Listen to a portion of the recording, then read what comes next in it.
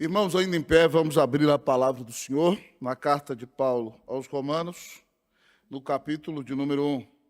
Romanos, capítulo de número 1. Nós vamos ler a partir do versículo de número 16. Romanos 1, 16. Convido você que abra sua Bíblia comigo em Romanos, capítulo 1. Nós leremos versículo 16.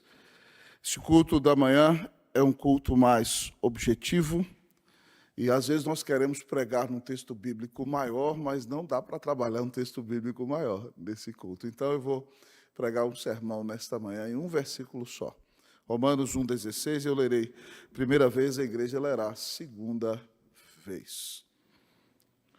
Pois não me envergonho do evangelho, porque é o poder de Deus para a salvação de todo aquele que crê, primeiro do judeu e também do grego. Todos juntos, assim diz a palavra do Senhor. Leamos. Pois não me envergonho do evangelho, porque é o poder de Deus para a salvação de todo aquele que crê, primeiro do judeu e também do grego. Vamos orar ao nosso Deus. Pai, fala ao nosso coração nessa manhã. Pai, dá glória ao teu nome e ao nome de Jesus. Pastor Camargo já intercedeu por nós e é na dependência, Deus, do Espírito Santo que nós vamos anunciar tua palavra nessa manhã. O versículo que lemos é pequeno, mas Deus, esse versículo e o próximo foram um instrumento para mudar a história da humanidade. Ó Deus, e nós te agradecemos, porque o Senhor é Deus vivo que fala conosco na tua palavra. Nessa manhã, bendito Senhor, fala ao coração do teu povo, abençoa a nossa vida e visita-nos, ó Deus, com restauração. Ó Deus, que o Senhor faça com que nossa igreja seja cada dia mais centrada no Evangelho do Senhor Jesus, mais fundamentada em tua palavra, e que aqui as pessoas conheçam a Escritura e conheçam aquele que é o próprio Evangelho, nosso Senhor e Salvador Jesus Cristo. Fala, portanto, Deus, ao nosso coração e abençoa a nossa vida. Nós oramos, clamando a tua bênção, em nome de Jesus. Amém. A igreja pode sentar-se.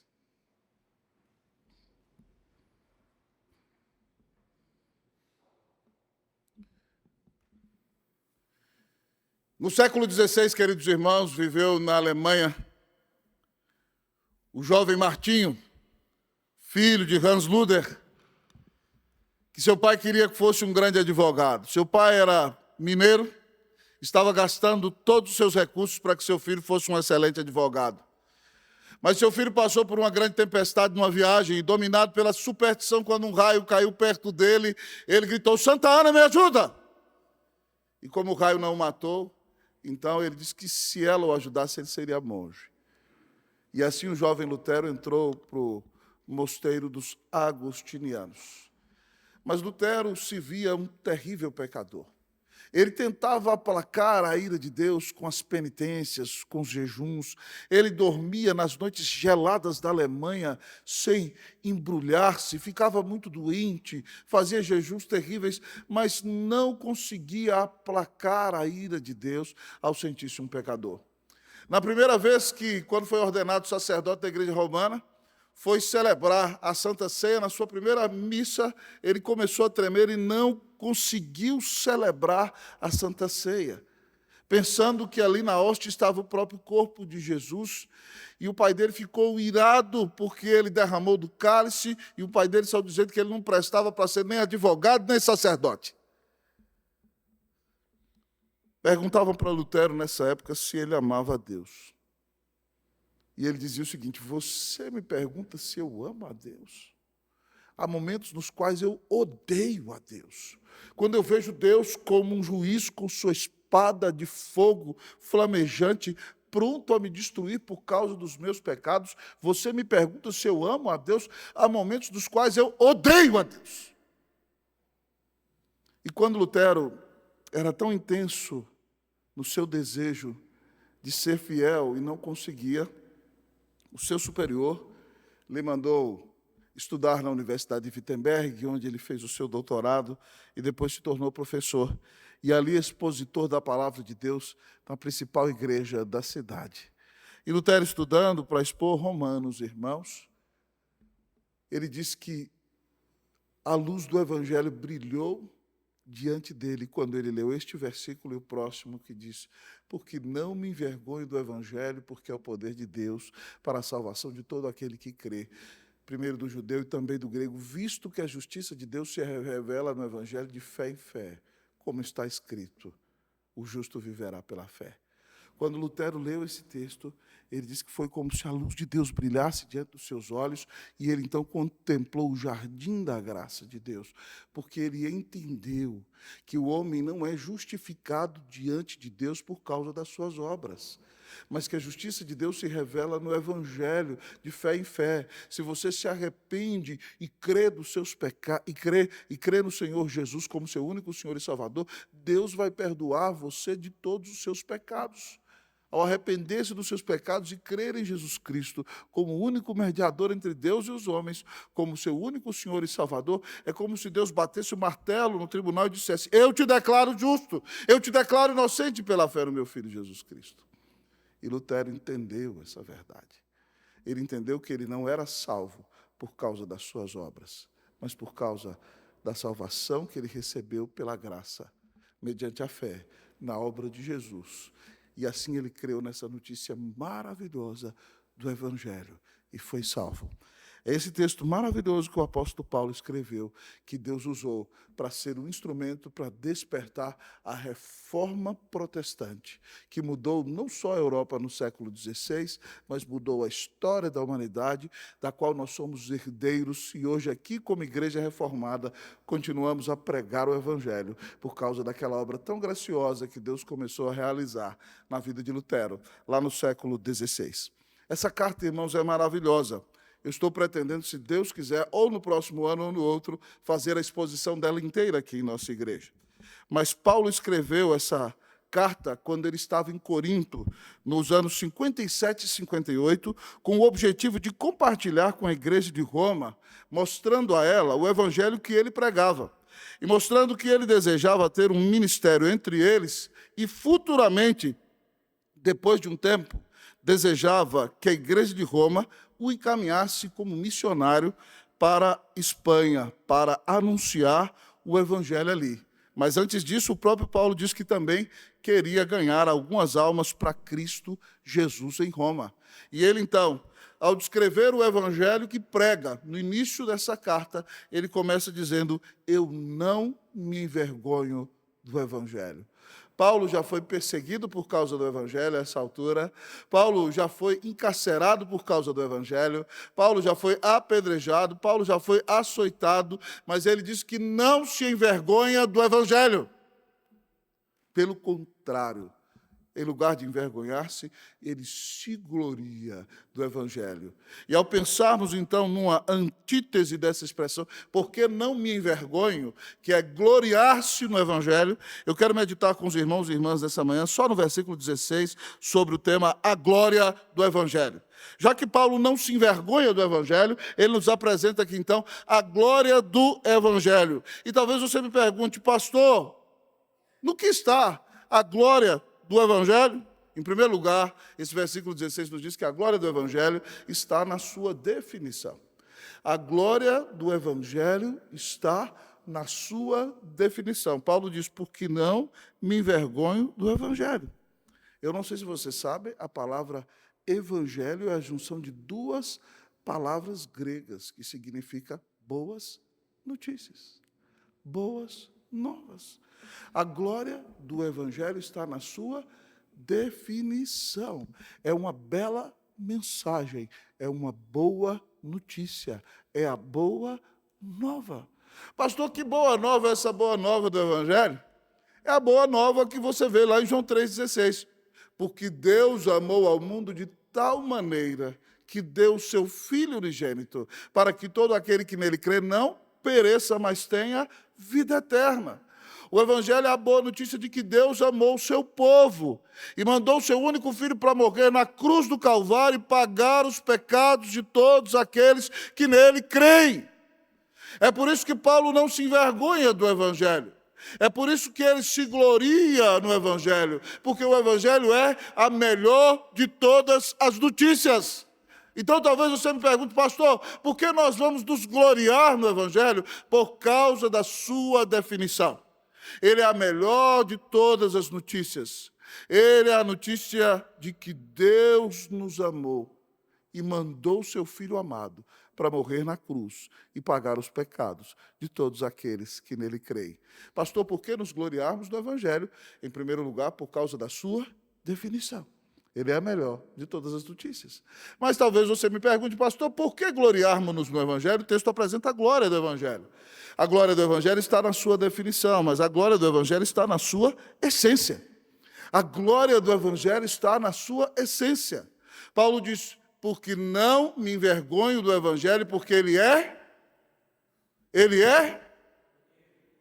o poder de Deus. A glória do Evangelho está na sua essência. O que é o Evangelho, irmão? O Evangelho é o próprio poder de Deus.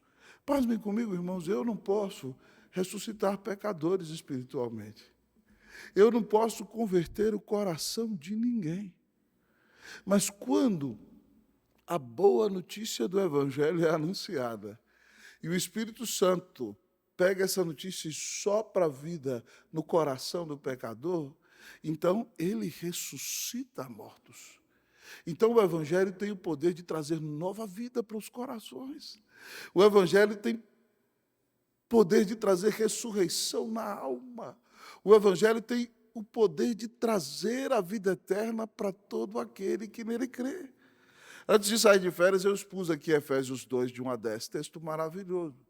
E naquele texto o apóstolo Paulo começa dizendo o seguinte: ele vos deu vida, estando vós mortos dos vossos delitos e pecados, nos quais andastes outrora, segundo o curso deste mundo, segundo o príncipe da potestade do ar, do espírito que agora atua nos filhos da desobediência, entre os quais também todos nós andamos outrora, segundo as inclinações da nossa carne, fazendo a vontade da carne e dos pensamentos, e éramos, por natureza, filhos da ira, como também os demais. Vejam o que Paulo diz acerca de quem não tem Cristo. Ele diz que quem não tem Cristo está morto espiritualmente. Mas não somente está morto, que é totalmente separado de Deus, é um criminoso, está morto em seus delitos. Mas, querido, não só é um criminoso, está morto em seus delitos e pecados. A palavra para pecado é transgressão da lei. Mas, se não bastasse, ele disse que quem não tem Cristo vive segundo o curso deste mundo, é guiado pela filosofia desse mundo. E vive debaixo da influência do príncipe da potestade do ar, o espírito que atua nos filhos da desobediência. Quem não tem Jesus, irmão, anda debaixo da influência do diabo. O príncipe da potestade do ar, que domina sobre todos os demônios que estão em toda a terra. A pessoa que não tem Jesus no seu coração, ainda que não saiba, vive debaixo da influência do diabo. Mas Paulo diz mais, que todos nós éramos filhos da desobediência e vivíamos, irmãos, segundo as inclinações da nossa carne, fazendo a vontade da carne e dos pensamentos. E por essa razão nós éramos filhos da ira. Nós éramos mortos, criminosos, transgressores, que viviam debaixo da influência do diabo, debaixo da filosofia desse mundão contra Deus, e que viviam numa natureza pecaminosa terrível em seu íntimo, na carne, contra Deus. Mas aí Paulo diz em Efésios 1,4 o seguinte: mas Deus, sendo infinitamente rico em misericórdia, por causa do grande amor com que nos amou, estando nós mortos em nossos delitos e pecados, nós não merecíamos, mas Ele nos deu vida juntamente com Cristo. Pela graça sois salvos. Se você é pecador e caminha a passos largos para o inferno nessa manhã, a Bíblia diz que se você se arrepende dos seus pecados e crê que Jesus Cristo é o Filho de Deus, e crê nele como o único mediador entre Deus e os homens, você vai receber o perdão de pecados. Se você confia nele como seu único Senhor e Salvador, e crer nele, como ele disse de si mesmo, o único caminho, a única verdade, a única vida. Deus vai bater o martelo no tribunal e vai dizer: eu te declaro inocente, eu te declaro justo pela fé no meu Filho Jesus Cristo. E a partir desse momento, quando você crer, o Espírito Santo de Deus virá e te selará e habitará em seu coração, e você será reconciliado com Deus o Pai. Você terá paz com Deus, você será perdoado de todos os teus pecados, você vai ter a vida eterna. O Evangelho é o poder de Deus que pode dar essa salvação a você. Se você crer, você é ressuscitado na alma e é transformado pelo poder de Jesus. Louvado seja Deus, irmãos. O Evangelho é o poder de Deus. O texto nos apresenta a glória do Evangelho. Por quê? Nós podemos nos gloriar no Evangelho. A glória do Evangelho está na sua definição. Ele é a melhor de todas as notícias. Mas está na sua essência. Ele é o próprio poder de Deus. Só o Evangelho pode ressuscitar mortos na alma. Só o Evangelho pode trazer a salvação pela graça, mediante a fé, a reconciliação com Deus, a justificação, a adoção como filho de Deus e a bênção da vida eterna para todo aquele que crê em Jesus. Por isso, nós pregamos o Evangelho todos os domingos, por causa da sua essência. Mas talvez você me pergunte: pastor, em que mais está a glória do Evangelho? A glória do Evangelho está na sua definição, a glória do Evangelho está na sua essência, mas a glória do Evangelho está no seu propósito.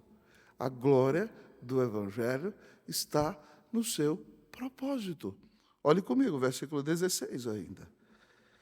Pois não me envergonho do Evangelho, porque ele é o poder de Deus para salvação de todo aquele que crê.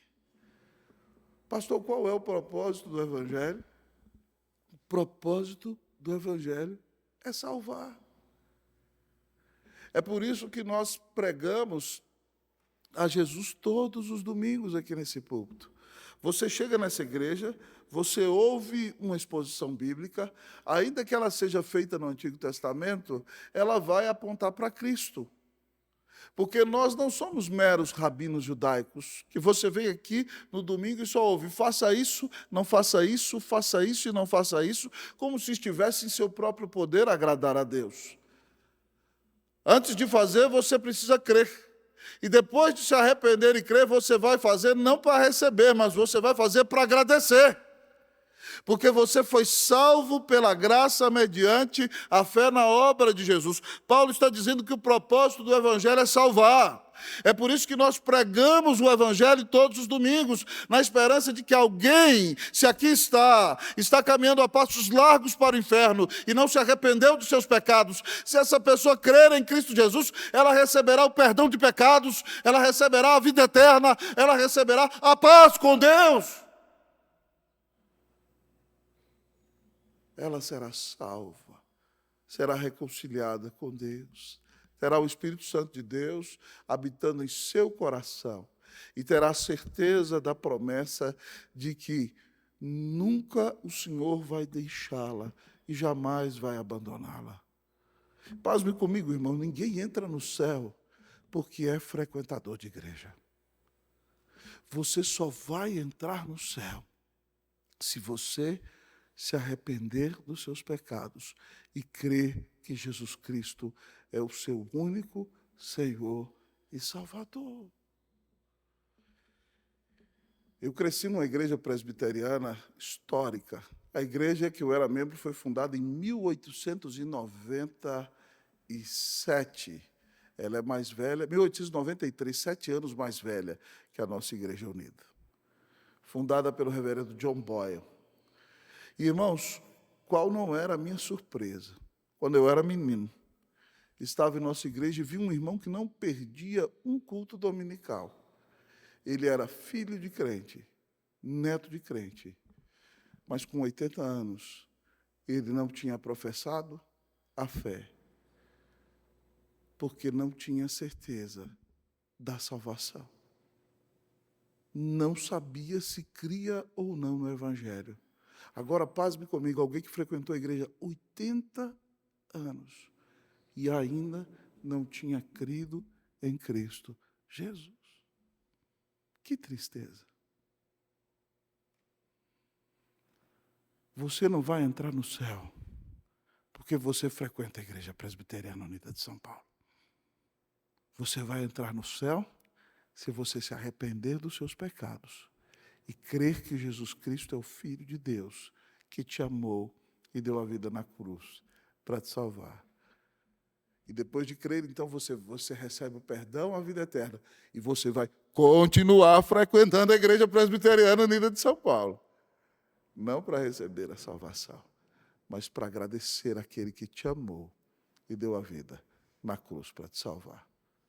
Porque Paulo não se envergonha do Evangelho por causa da sua definição, por causa da sua essência e por causa do seu propósito. O objetivo do Evangelho é salvar. Mas, pastor, por que nós nos gloriamos no Evangelho? O texto nos apresenta a glória do Evangelho.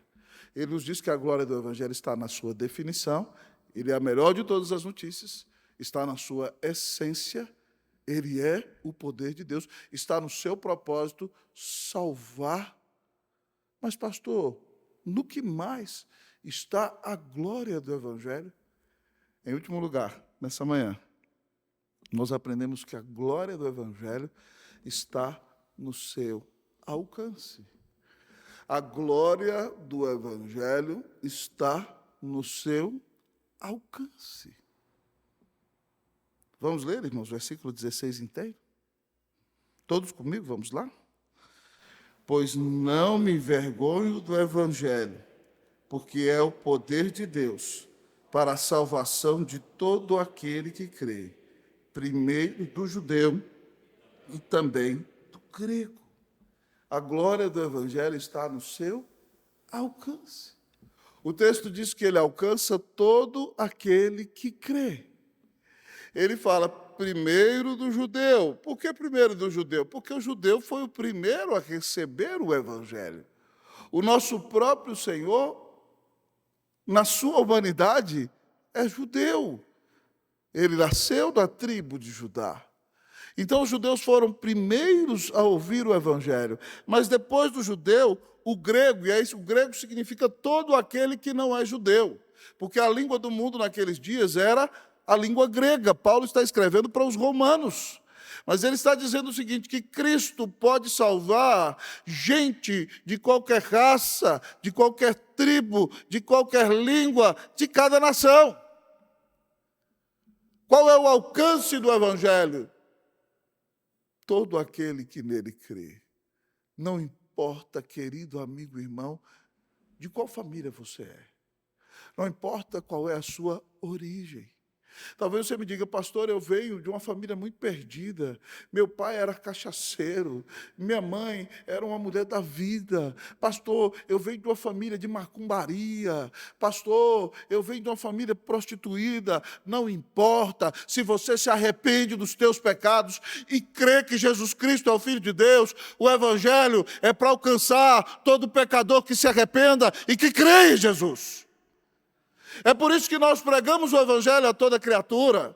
É por isso que nossa igreja hoje, eu não sei se você sabe, mas a Unidos está envolvida em 20 projetos missionários, 17 no exterior e apoiando a plantação de 3 igrejas. Estamos concluindo quase lá a organização da nossa igreja, congregação de Calcaia, que foi para outra igreja, mas nós ainda contribuímos. Apoiamos a plantação da igreja do pastor Marcelo, ali em Osasco, e também a igreja de Aparecida do Norte, no Brasil. E outras igrejas ao redor do mundo. Nós, amados irmãos, investimos em missões e amamos missões, porque nós sabemos que Cristo quer salvar gente de cada raça, de cada tribo, de cada língua e de cada nação. É por isso que nós temos que pregar aqui, ali e além. Esse próprio pastor vosso foi missionário no Chile durante 7 anos. Eu me lembro quando nós estávamos saindo de Santiago, Deus abençoou tanto a igreja. Nós plantamos algumas igrejas, houve uma época que pegamos metade da igreja e mandamos para organizar outra igreja. Depois veio um número de pessoas todo de novo. Deus abençoou tanta igreja. Depois de 7 anos, eu me lembro que com Cleuzinha nós nos sentamos assim no chão da igreja, indo embora, e nós conversávamos. Eu disse para ela: querida, eu não fiz nada. Eu só abri a palavra e Cristo se levantou e mudou o coração do povo, porque o poder não é meu, é do Evangelho. Foi o Evangelho que abençoou a igreja.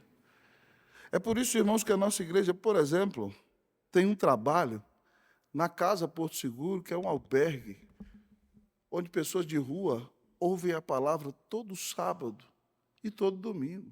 Nós nunca vamos organizar uma igreja ali. Ali não haverá condições de pessoas contribuírem.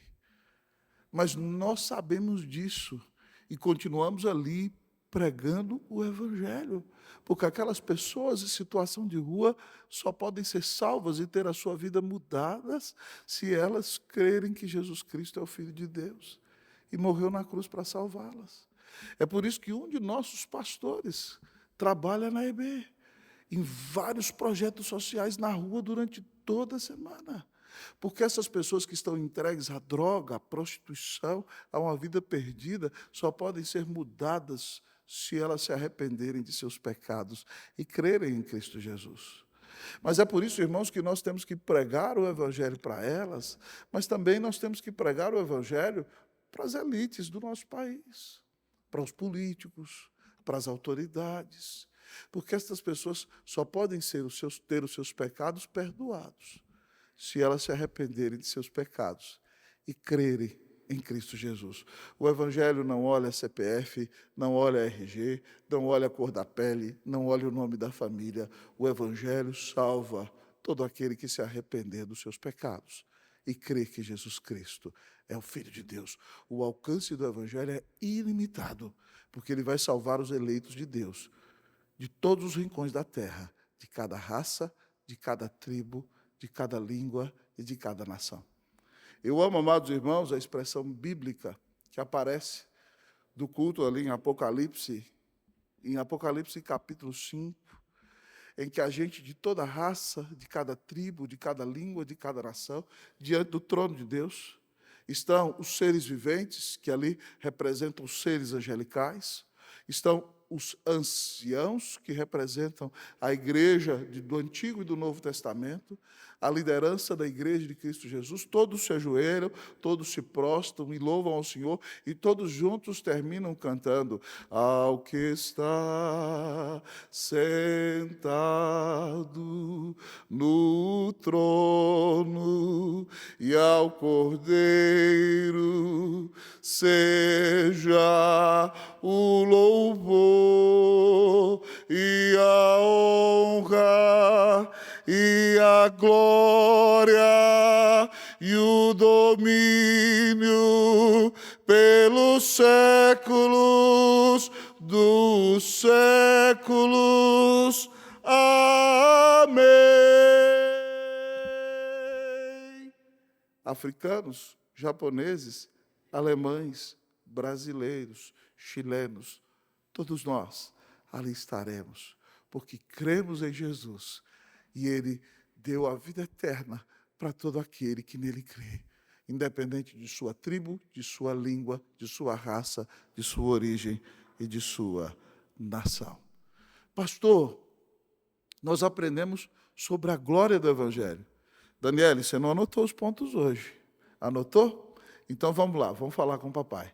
A glória do Evangelho está, em primeiro lugar, na sua definição. Em segundo lugar, a glória do Evangelho está na sua essência. Em terceiro lugar, a glória do Evangelho está... Não ouviu, fala com mais fé.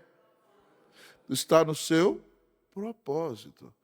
Em quarto lugar, a glória do Evangelho está no seu alcance. Que bênção. Você já recebeu o Evangelho, que é a melhor de todas as notícias, e pode mudar o teu coração, dando-te a salvação, não importa qual seja a sua situação? Se você já recebeu, louvado seja Deus. Compartilhe esse Evangelho com o mundo inteiro. Mas se você não recebeu nessa manhã, creia que Jesus é o Filho de Deus, o teu único Senhor e Salvador, e receba então o seu perdão.